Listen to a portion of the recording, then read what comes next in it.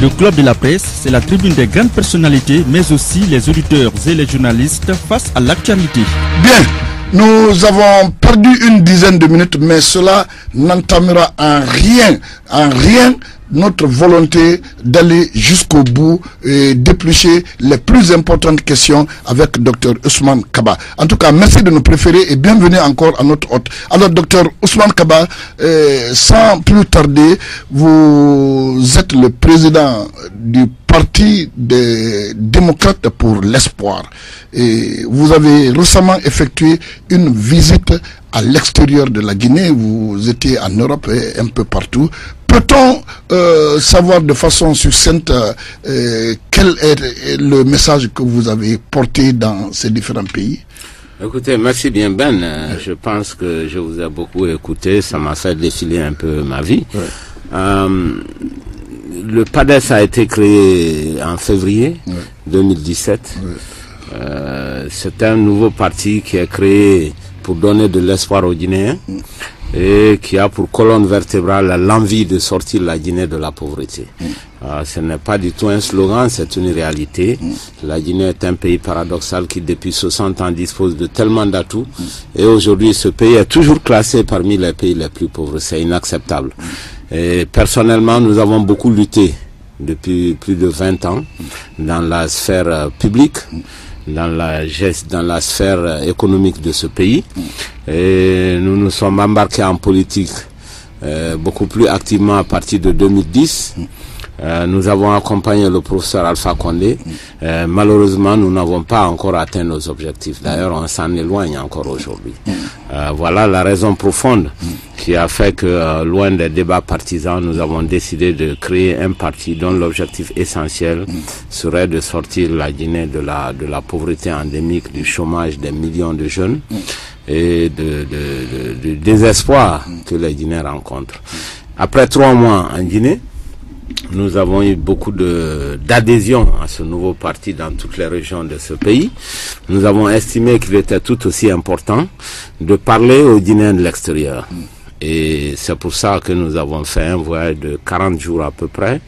Un voyage qui nous a permis d'abord de discuter à Washington, qui est notre ville d'adoption, puisque vous avez parlé de ce CV lorsque je travaille au Fonds monétaire à Washington. J'ai passé quelques années.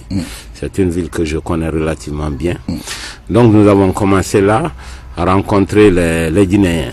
Ensuite à Philadelphie.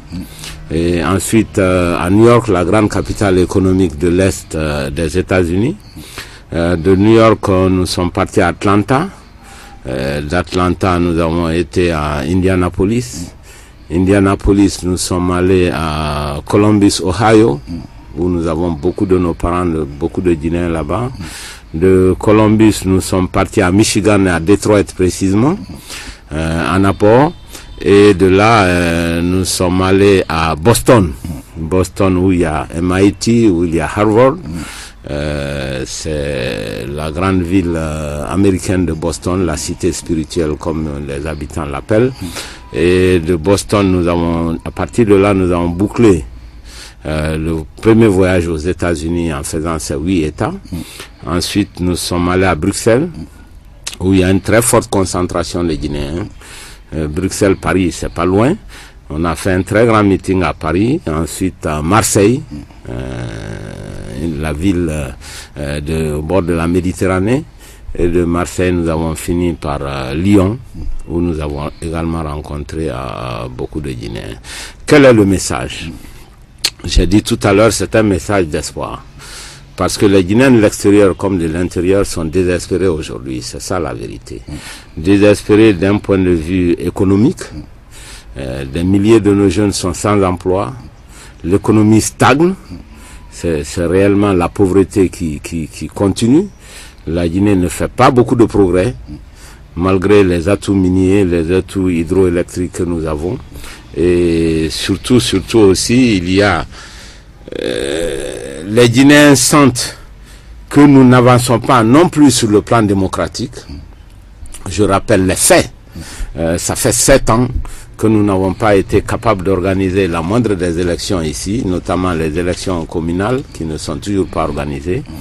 Les acteurs politiques ne sont pas à l'aise. Le dialogue politique est un dialogue stérile où on ne s'écoute pas, il n'y a que des invectives. Voilà un peu le contexte dans lequel nous sommes. Et au Guinée, nous avons prôné l'unité nationale. Ça, c'est très important parce qu'on ne peut rien faire dans un pays qui est désuni, qui est fractionné, qui est fracturé. Nous avons rappelé aux Guinéens que ce que nous avons en commun, c'est la pauvreté aujourd'hui.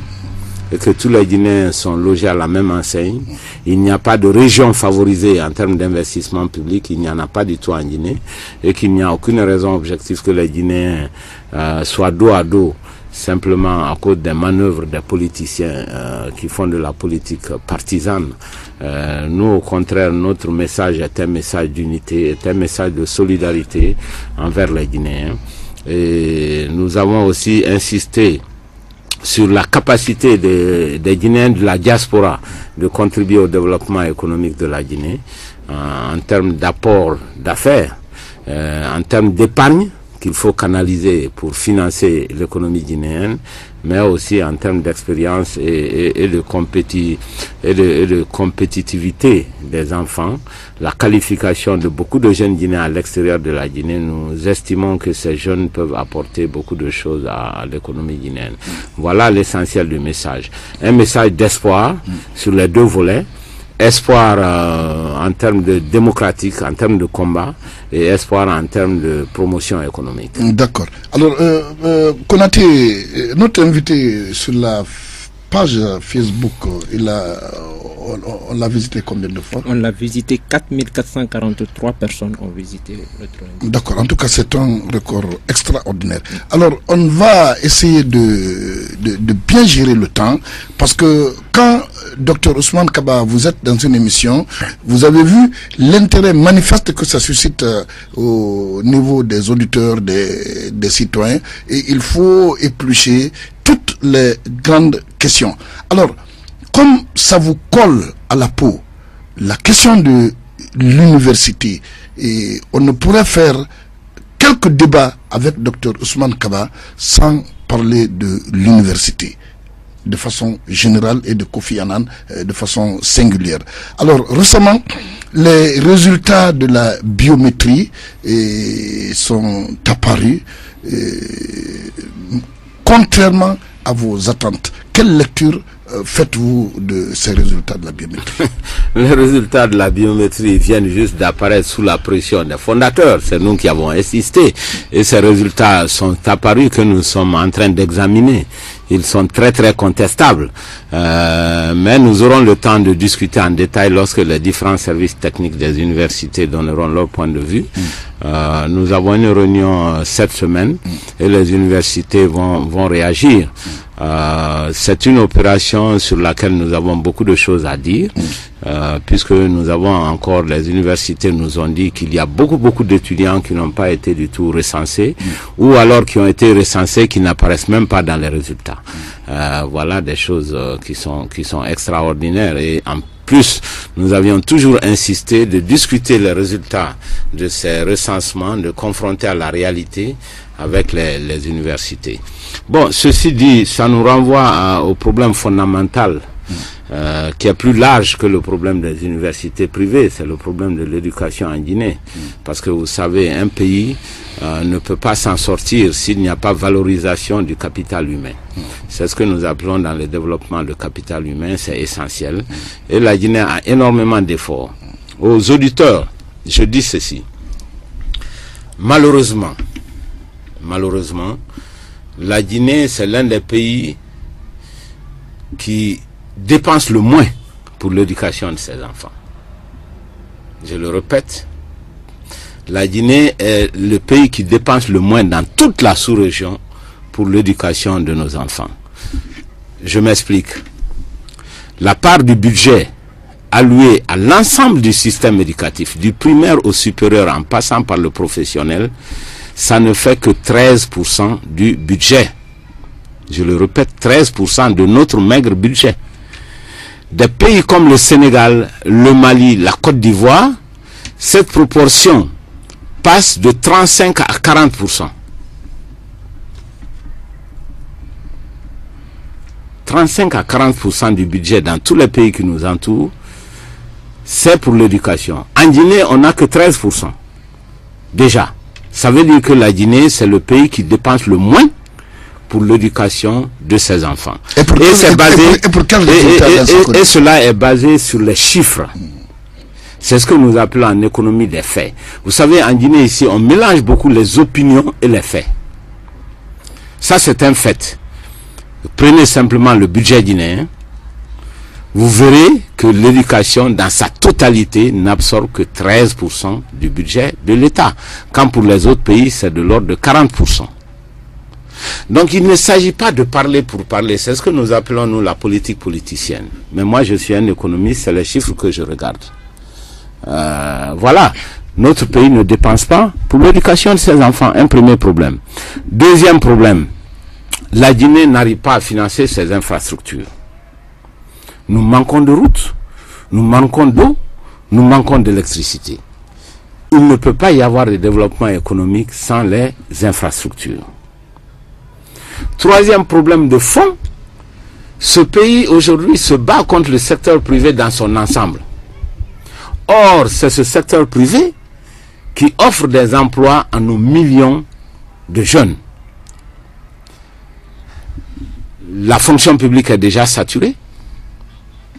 Le secteur minier n'embauche pas beaucoup malgré les apparences. Alors, comment nous allons trouver la solution au chômage massif des jeunes? C'est impossible. Voilà un peu quelques traits de la difficulté dans laquelle se noie ce pays aujourd'hui. Pas d'infrastructure, le gouvernement n'est pas capable de mobiliser les ressources extérieures qu'il faut pour cela. À cause de son propre comportement, à cause de la mauvaise gouvernance dans le domaine économique.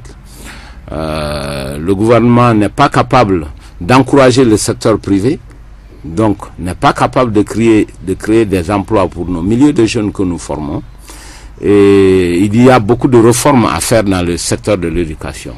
Voilà en gros les gros problèmes auxquels ce pays est confronté. Ok, toujours dans le cadre de l'université, récemment, l'État a fait une ponction dans les prestations des universités, vous le savez, mais on pense qu'il n'y a pas eu d'équité, surtout le cas de Kofi Annan, où on a fait une ponction de plus de environ 50%.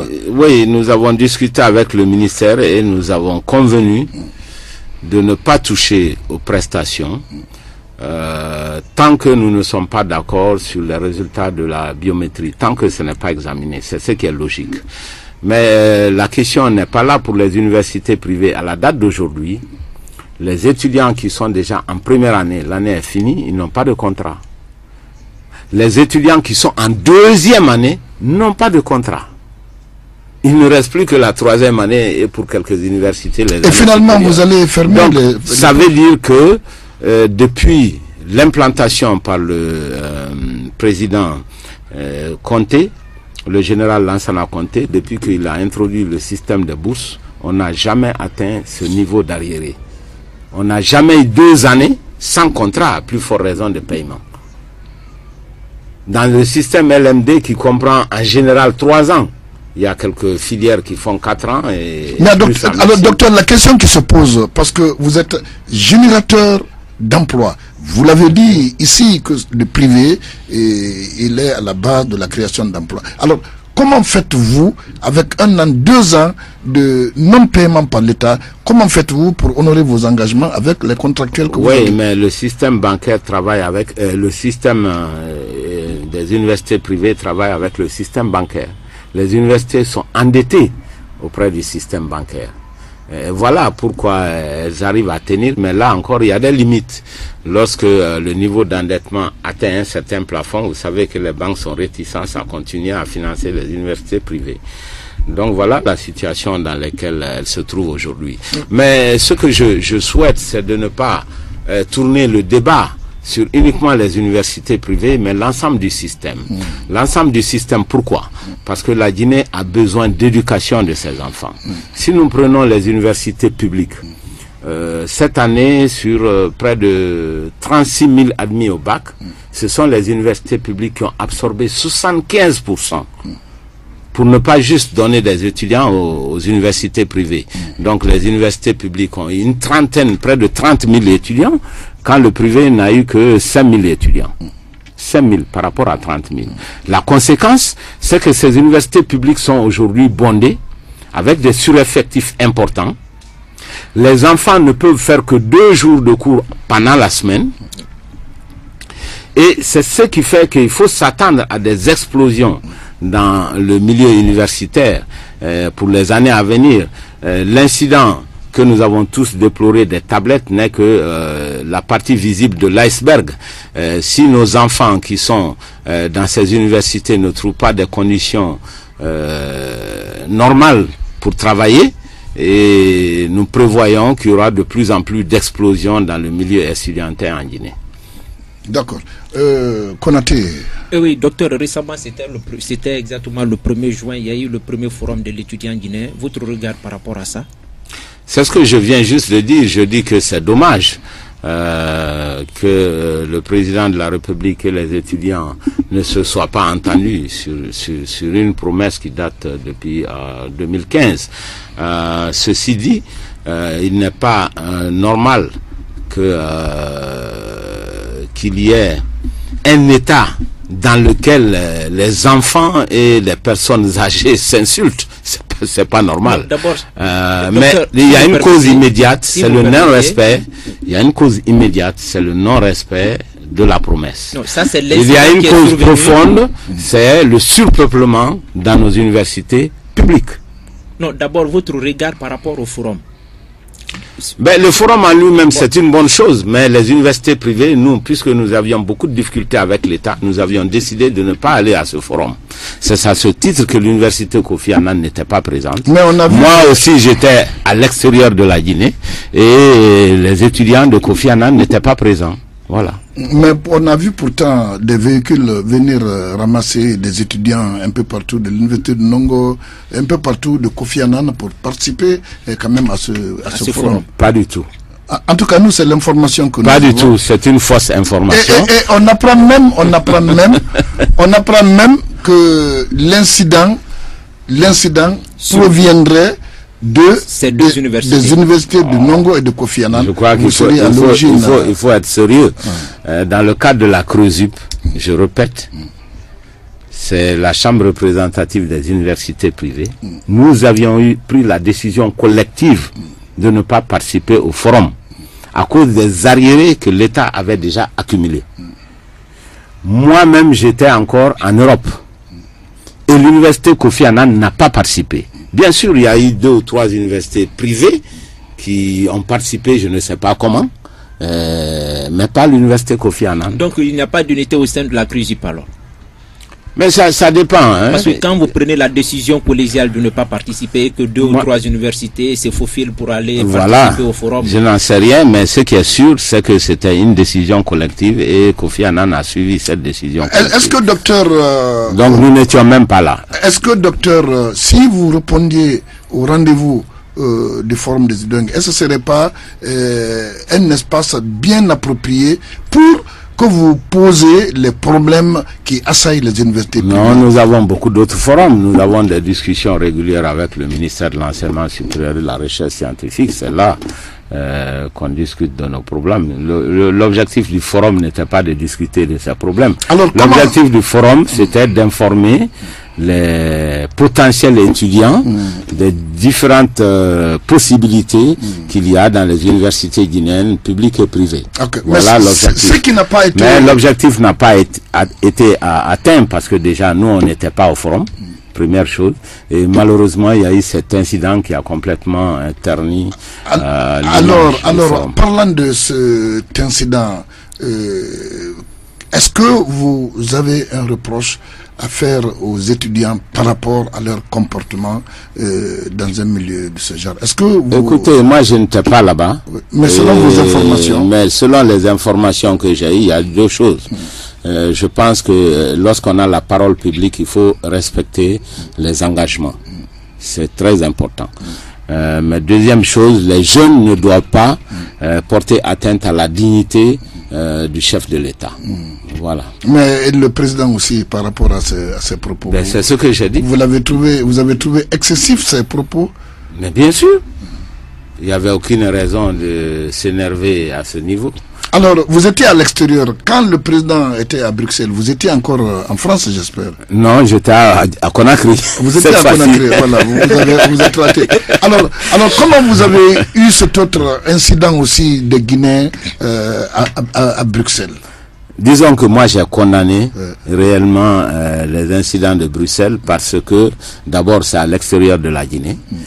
Lorsque le président de la République représente la Guinée à l'extérieur, il représente tous les Guinéens, toutes les sensibilités, et il représente notre dignité. Ce n'est pas une bonne chose que d'adresser des injures à l'endroit du chef de l'État. C'est une manifestation qui ne va pas dans le sens de la dignité de l'ensemble du peuple de Guinée. Ceci dit, deuxième aspect, nous sommes tous des Africains. Moi, je conçois très mal que l'on insulte une personne d'un certain âge. Lorsque on a atteint 75-80, on est digne de en respect. tant que Guinéen, moi, mon éducation fait que c'est toujours très difficile de porter atteinte à la dignité. Moi, j'en appelle aux Guinéens d'une manière générale. Je pense que nous devons faire les débats politiques sur des sujets. Nous ne devons pas transformer des débats politiques en concours de haine. Nous ne devons pas transformer le débat politique en injure. Tout ce qui porte atteinte à la dignité d'un être humain doit être banni de notre vocabulaire. Voilà ce que je pense. Et vous pensez que le cas de Bruxelles, il y a une haine, il y avait de... Non, à partir du moment où il y a des pancartes qui reprennent des injures, je pense que ce n'est pas une bonne chose. D'accord. Voilà, pour le respect de la dignité humaine, pour le respect de la dignité de la présidence de la République. Ce n'est pas seulement une question personnelle. Je crois que nous devons apprendre à exprimer nos divergences sans porter atteinte à la dignité de l'autre. Ok. Docteur, vous n'étiez pas là, vous étiez à l'extérieur. Il y a un débat qui a alimenté la cité. Et selon des informations, le chef de file de l'opposition, Cellou Dalein Diallo, toucherait chaque fin de mois 500 millions de francs guinéens. Quel est votre commentaire par rapport à ça? Non, je me suis déjà exprimé sur ce sujet. Oui, j'ajoute que j'ai lu une de vos réactions là, vous avez dit que c'est peu par rapport au budget de fonctionnement d'une institution. Oui, c'est-à-dire qu'il faut replacer les choses dans leur contexte. Nous avons discuté à l'Assemblée nationale du statut du chef de file de l'opposition, qui vient comme une institution de la République. Si c'est le cas, le budget qui a été alloué de 5 milliards, c'est le plus petit budget de toutes les institutions républicaines. Première remarque. Deuxième remarque, il y a eu erreur dans la procédure. Parce que nous avons voté la loi, mais nous n'avons pas voté le budget qui va avec. À l'époque, je m'étais exprimé pour dire qu'il serait mieux que le budget lui-même soit voté en même temps que l'institution. Ils ont dit non, on va discuter au niveau du bureau de l'Assemblée nationale. Mais le bureau de l'Assemblée nationale n'est pas l'Assemblée nationale, ça n'a pas de légitimité. Si on m'avait écouté à l'époque, on aurait vu les différentes lignes budgétaires. Si le montant qui est alloué pour les véhicules, le montant qui est alloué pour l'allocation de l'institution, le montant qui est alloué aux personnes qui travaillent dans l'institution, qui ne sont pas forcément uniquement des gens de l'UFDG, ça peut être d'autres personnes de l'opposition. C'est comme ça en tout cas que ça travaille au Mali et ailleurs. C'est une véritable institution. Si on avait suivi ces procédures, il n'y aurait pas eu tous ces débats. Par contre, lorsqu'on a parlé d'argent, c'est passé comme si c'était un arrangement pour des personnes spécifiques. Je pense que ce n'est pas tout à fait juste. Chers amis auditeurs, une pause s'impose dans cette émission. Ne quittez surtout pas. Dans un court instant, Histoire d'annonceur, vous serez avec le président du PADES, Dr Ousmane Kaba, et